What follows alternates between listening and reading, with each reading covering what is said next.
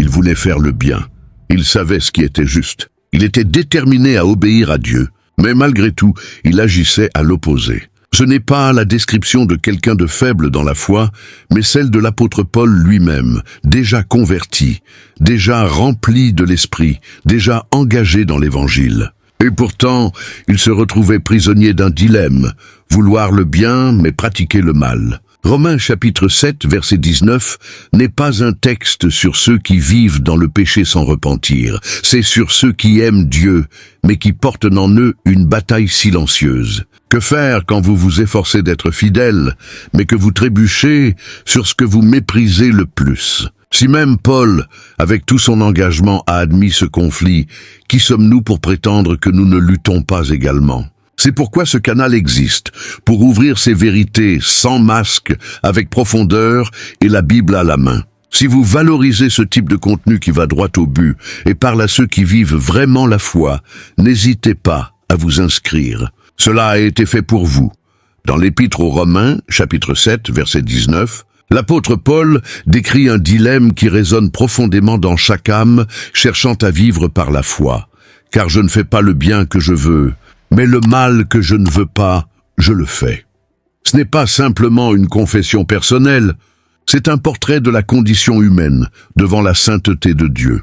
Paul, déjà transformé par la grâce, expose avec courage le conflit intérieur qui habite même ceux qui ont été régénérés. Ce qui est en jeu n'est pas seulement un comportement, mais la tension entre l'idéal spirituel et la réalité de la chair. Et quand il déclare cela, il ne fait pas référence à un moment isolé, mais à une lutte persistante. Le poids de vouloir bien et de tomber dans l'erreur n'est pas une faiblesse exclusive des immatures dans la foi. Paul démontre même que l'homme le plus engagé dans l'Évangile peut être assailli par des batailles intérieures qui le poussent à crier au secours. Ce n'est pas un désir partagé, mais un cœur qui aspire à faire le bien, tout en réalisant son incapacité à le réaliser pleinement. Cette confession brise le stigmate, selon lequel la vie chrétienne est marquée par une perfection constante.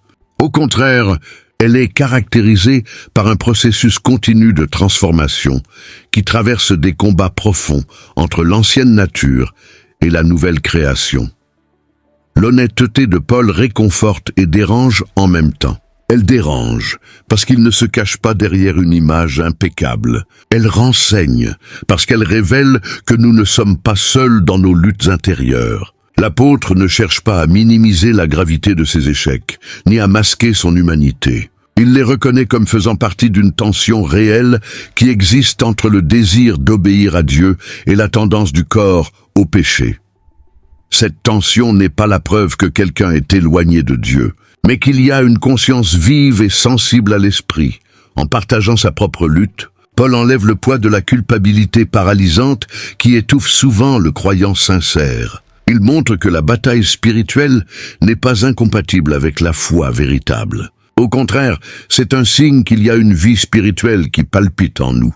L'absence de combat devrait susciter l'inquiétude, car elle peut indiquer une complaisance ou une insensibilité. Quand le bien que nous désirons faire nous échappe des mains, cela révèle qu'il y a une guerre qui se déroule en nous.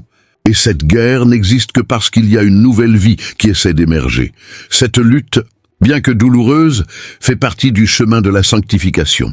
Et en admettant sa faiblesse, Paul invite également chaque chrétien à cesser de cacher sa propre douleur et à arrêter de faire semblant qu'il n'y a pas de conflit. L'Évangile n'exige pas une perfection instantanée, mais une disposition humble à dépendre de Christ jour après jour. La lutte que Paul a affrontée est la même qui embrase de nombreux cœurs aujourd'hui.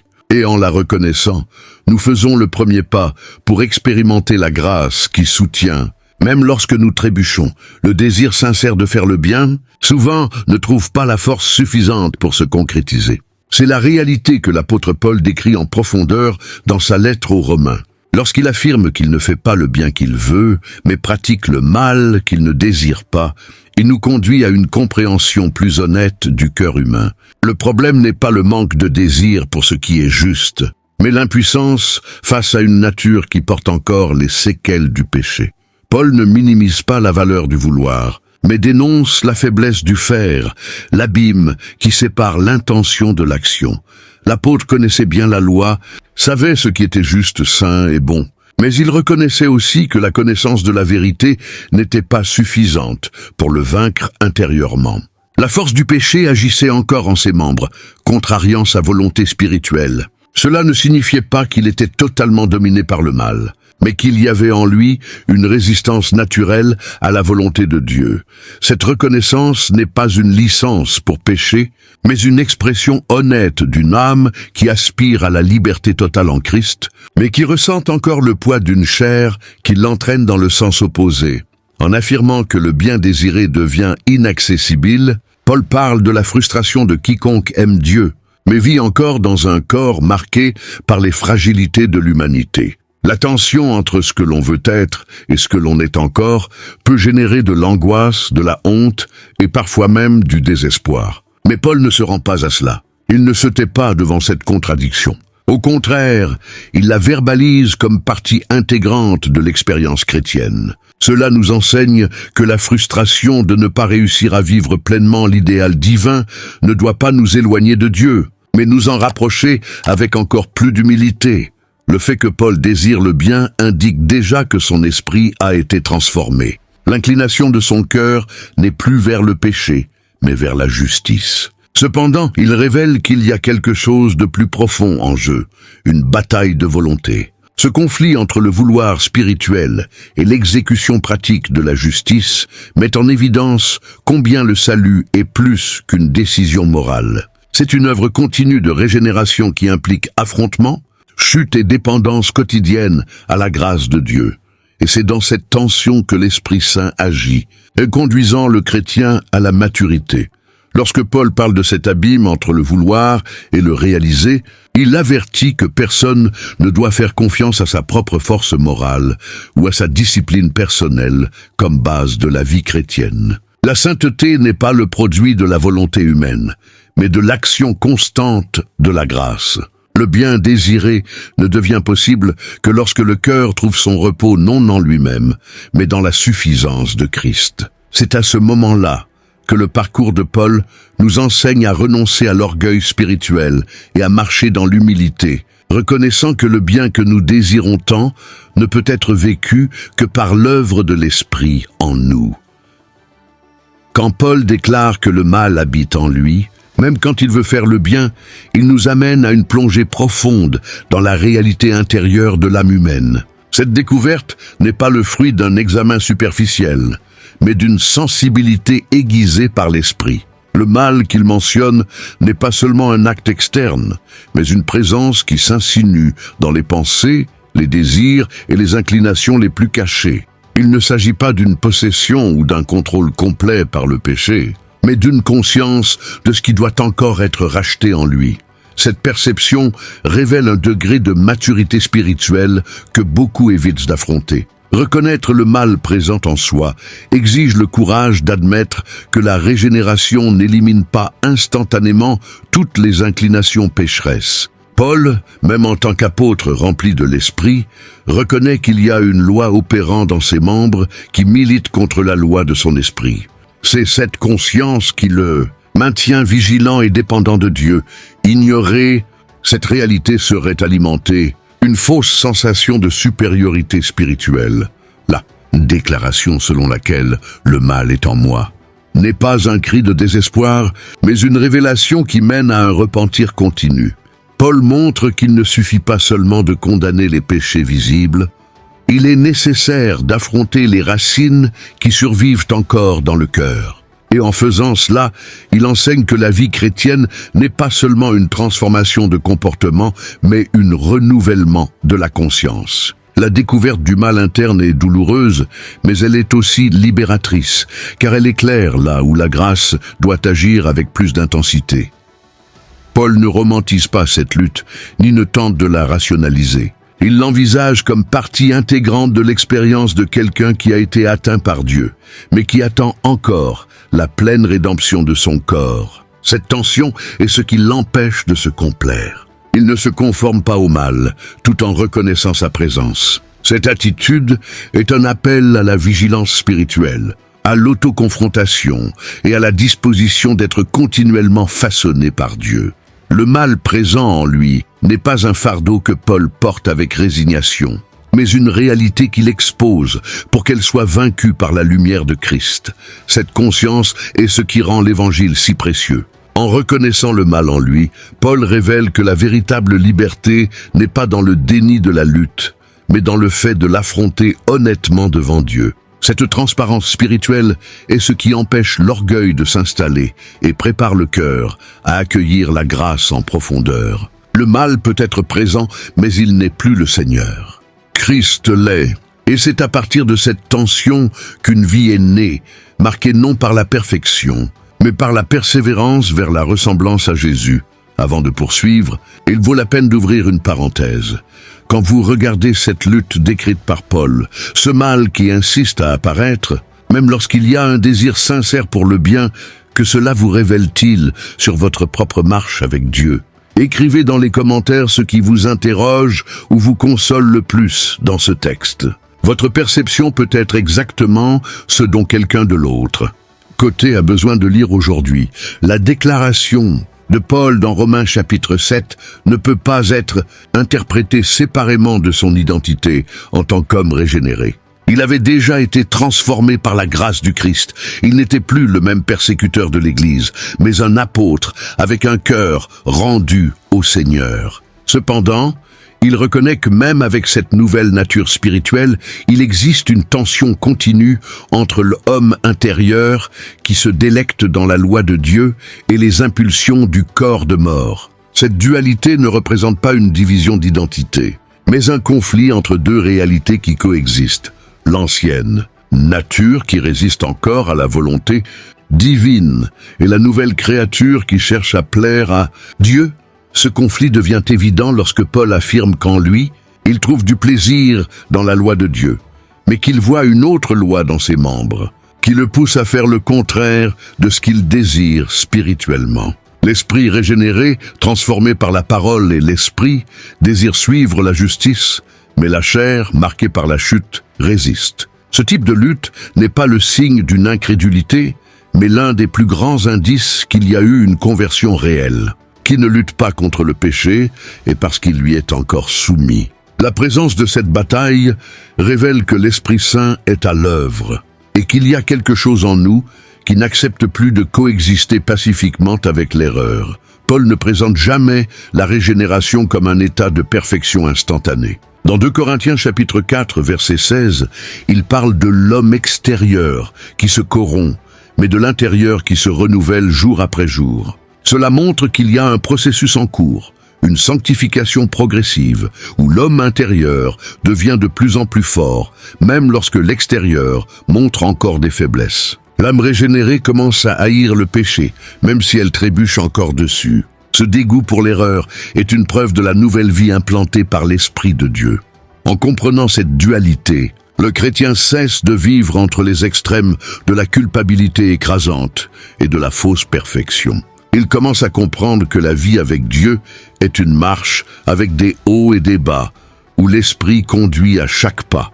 L'âme régénérée ne trouve pas la paix dans le péché, mais ne perd pas non plus l'espoir de tomber. La tension entre le vouloir et le ne pas pouvoir est adoucie par la certitude que Dieu continue à œuvrer en nous. Tant le vouloir que l'agir, comme Paul l'a déclaré aux Philippiens au chapitre 2, verset 13. Cet espoir est ce qui soutient ceux qui sont déjà nés de nouveau, mais qui font encore face à des conflits internes.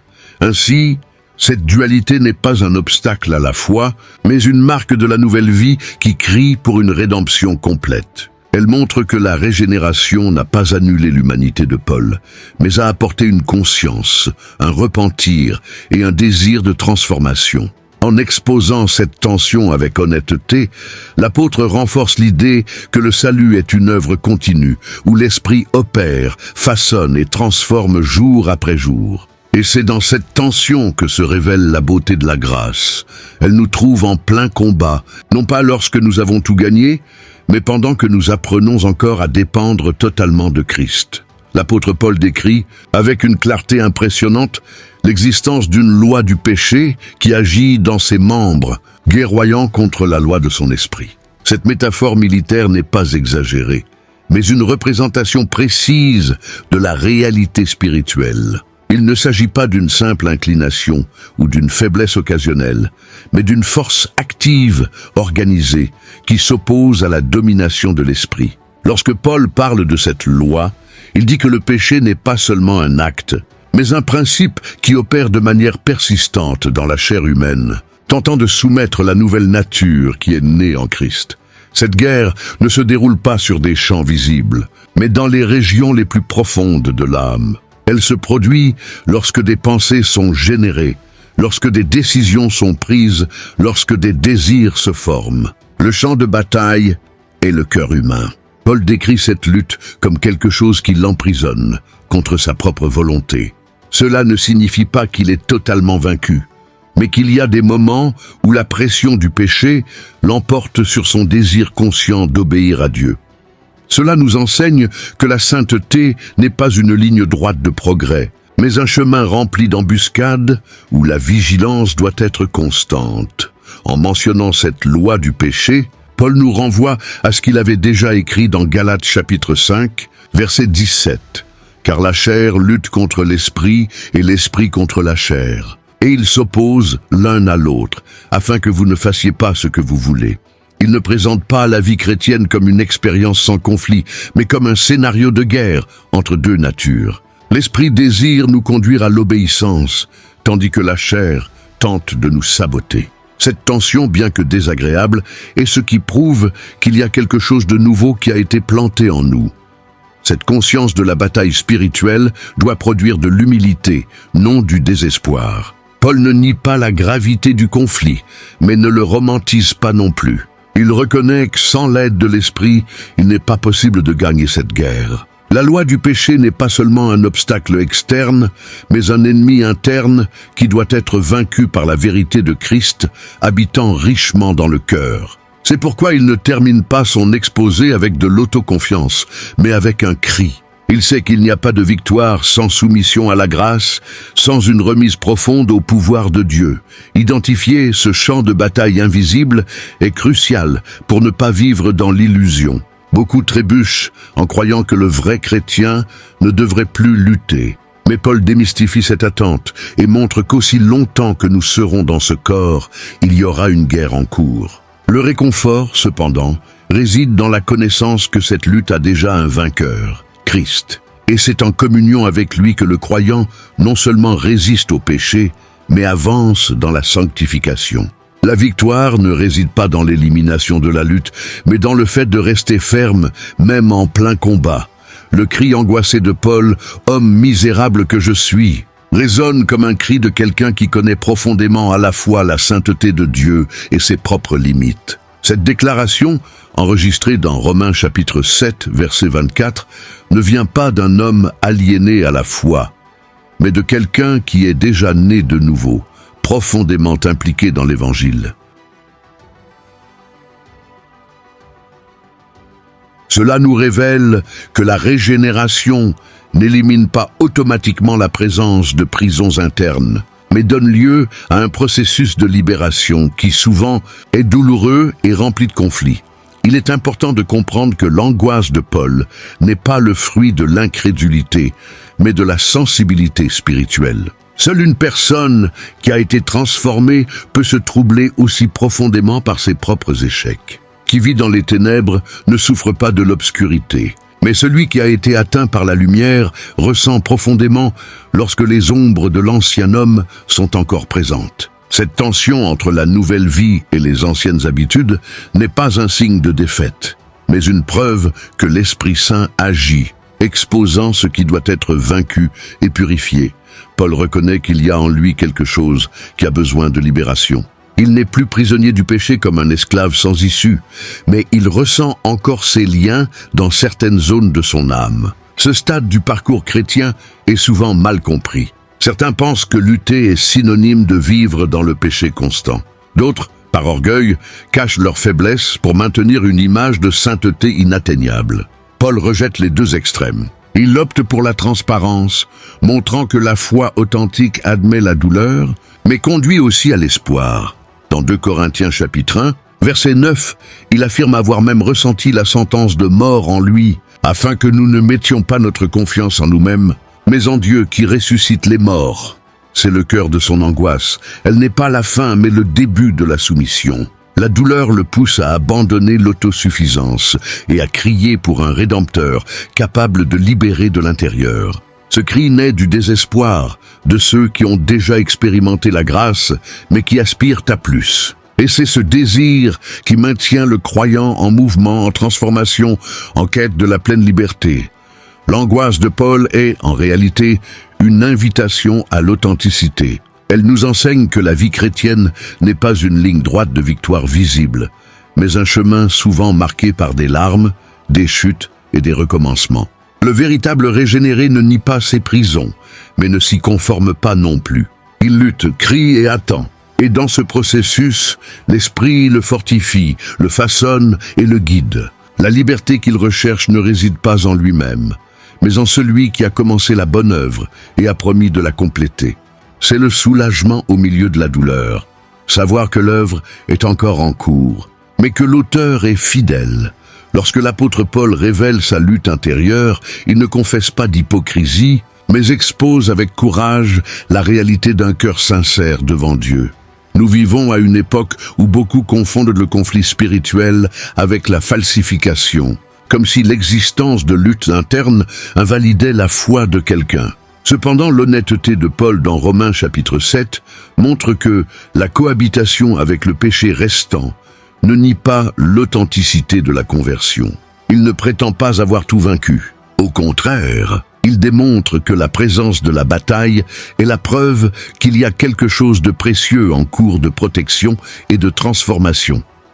Il est facile de juger comme contradictoire celui qui parle de sainteté et, en même temps, reconnaît ses chutes. Mais Paul nous enseigne que la véritable spiritualité n'est pas de cacher les faiblesses, mais de les affronter avec humilité. Dans 1 Timothée chapitre 1, verset 15, il affirme être le premier des pécheurs, même s'il est déjà un apôtre expérimenté et actif. Cette déclaration ne vient pas d'un sentiment d'autopitié, mais d'une perception profonde de la grâce qui le soutenait. La conscience de sa propre limitation ne l'empêchait pas de prêcher, mais l'habilitait à dépendre entièrement de Dieu. Ce conflit de la sainteté en cours est ce qui différencie le religieux du régénéré. Le religieux essaie de paraître parfait, masquant ses échecs pour préserver sa réputation. Le régénéré, quant à lui, comprend que sa justice vient du Christ et n'a pas peur d'admettre qu'il est encore en train d'être façonné. La marche chrétienne, comme le montre Paul, est marquée par des chutes et des relèvements. Chaque affrontement interne est une occasion de mûrir, d'être purifié, de croître en grâce. Ce n'est pas une hypocrisie de lutter contre le péché et, en même temps, d'enseigner la droiture. L'hypocrisie serait d'ignorer la lutte et de faire semblant qu'elle n'existe pas. Ce qui rend Paul si percutant, c'est justement sa transparence. Il ne dissimule pas sa douleur, ne cache pas ses faiblesses, mais transforme tout cela en outil d'enseignement et d'édification. L'humanité qu'il révèle nous rapproche encore plus de son ministère. Il ne parle pas comme quelqu'un d'un piédestal inatteignable, mais comme un frère qui saigne aussi dans la bataille de la sanctification. La vulnérabilité de Paul ne diminue pas son autorité apostolique. Au contraire, elle la renforce, car elle montre que sa force provient exclusivement de Dieu. Être chrétien, ce n'est pas ne jamais se tromper, mais ne jamais se conformer à l'erreur. Paul n'utilisait pas ses échecs comme excuse, mais comme rappel de sa totale dépendance de la croix. C'est là la véritable maturité spirituelle. Ne pas nier la bataille, mais ne pas laisser celle-ci nous définir. La foi authentique ne se manifeste pas par l'absence de guerre, mais par la persévérance au milieu de celle-ci. Et dans cette tension, l'Esprit de Dieu continue à polir l'image de Christ en nous, jusqu'à ce que tout ce qui nous retient encore à l'ancien homme soit complètement vaincu par la gloire de la nouvelle création. Le cri de Paul dans Romains chapitre 7, verset 24, « Homme misérable que je suis », est, à première vue, une déclaration de défaite. Mais en réalité, il s'agit d'une confession chargée d'espoir. Quand il reconnaît sa misère, Il ne se rend pas au désespoir, mais ouvre la voie à l'action de la grâce en profondeur. Cette confession est libératrice, car elle rompt toute illusion d'autosuffisance spirituelle. L'apôtre se dépouille de tout mérite propre, admettant qu'en lui-même, il ne peut pas remporter la bataille intérieure. C'est une leçon précieuse pour tous ceux qui marchent dans la foi. La véritable libération commence par la reconnaissance que nous sommes incapables de nous sauver nous-mêmes. Paul ne cherche pas de solution dans des méthodes humaines, ni dans une discipline morale isolée. Il crie pour quelqu'un qui puisse le délivrer, quelqu'un qui vient de l'extérieur. Ce type de confession est rare, car il exige une remise totale. Et c'est justement cette remise qui ouvre les portes à l'action de l'Esprit. Dans Psaume chapitre 51, verset 17, David avait déjà déclaré qu'un cœur brisé et contrit, Dieu ne le méprisera pas. Ce qui rend cette confession si puissante, c'est le fait qu'elle vient de quelqu'un qui connaissait déjà le chemin du salut. Paul n'était pas perdu dans l'ignorance, mais conscient de sa lutte. Et en admettant sa misère, il s'aligne avec la vérité. La liberté ne commence pas quand nous nions la douleur, mais quand nous la nommons. Paul ne masque pas sa réalité spirituelle, il expose avec courage son besoin urgent de rédemption continue. Cette posture ne fragilise pas sa foi, au contraire, elle renforce sa confiance en Christ comme le seul sauveur suffisant. Il est intéressant de noter qu'en se déclarant misérable, Paul ne parle pas de son identité définitive, mais de sa condition en plein milieu de la lutte. Il savait qu'en Christ, il était une nouvelle création, comme il l'a écrit dans 2 Corinthiens chapitre 5, verset 17. Mais cela ne l'empêchait pas de reconnaître qu'il y avait encore en lui des restes de l'ancienne nature qui devaient être crucifiés quotidiennement. Cette tension n'est pas une contradiction, mais une maturité. Savoir qui nous sommes en Christ ne nous rend pas aveugles à ce qui doit encore être transformé. La confession de Paul pointe vers un principe vital. L'Évangile n'est pas pour ceux qui se croient forts, mais pour ceux qui admettent leur faiblesse. La véritable liberté naît lorsque nous retirons l'armure de l'autopréservation et permettons à Dieu de toucher les blessures les plus profondes de l'âme. En disant « Homme misérable que je suis », l'apôtre nous enseigne qu'il n'y a pas de honte à reconnaître sa propre défaillance. La honte réside dans le fait de cacher la vérité et d'empêcher la lumière de Christ de nous transformer. Et plus nous reconnaissons notre misère, plus nous pouvons expérimenter la grandeur de la grâce qui nous soutient. Après avoir exposé son angoisse, ses luttes et la présence du péché qui le harcelait, l'apôtre Paul ne clôt pas le chapitre 7 des Romains avec désespoir. Il indique immédiatement la solution. Grâce soit rendue à Dieu par Jésus-Christ notre Seigneur. Romans 7:25. Ce n'est pas une phrase symbolique ou liturgique.